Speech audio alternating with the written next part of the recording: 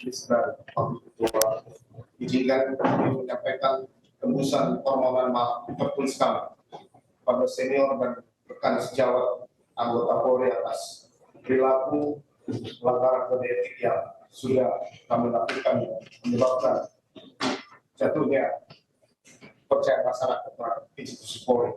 Surat ini sudah kami sampaikan kepada Bapak Kapolri, namun kami juga menyatakan kepada Ketua dan Majelis Komisi Kode Etik pada hari ini. Dibacakan sekarang. Langsung ke sekarang. Siapa? Dibacakan. Siapa? Sampai langsung. Siapa? Silakan.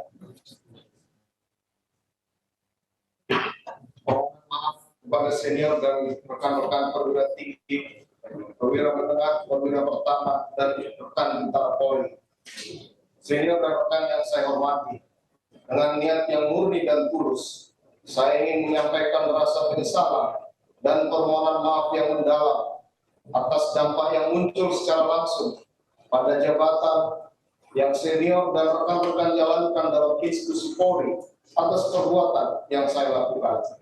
Saya ingin meminta maaf kepada senior dan rekan-rekan semua yang secara langsung merasakan secara langsung akibatnya. Saya mohon permintaan maaf saya dapat diterima dan saya menyatakan siap untuk menjalankan setiap konsekuensi sesuai hukum yang berlaku. Saya juga siap menerima tanggung jawab dan menanggung seluruh akibat hukum yang dilimpahkan kepada senior dan rekan-rekan yang terdampak. Semoga kiranya rasa penyesalan dan permohonan maaf ini dapat diterima dengan terbuka dan saya siap menjalani proses hukum ini dengan baik sehingga segera mendapatkan keputusan yang membawa rasa keadilan bagi semua pihak. Terima kasih. Semoga Tuhan senantiasa melindungi kita semua. Terima kasih.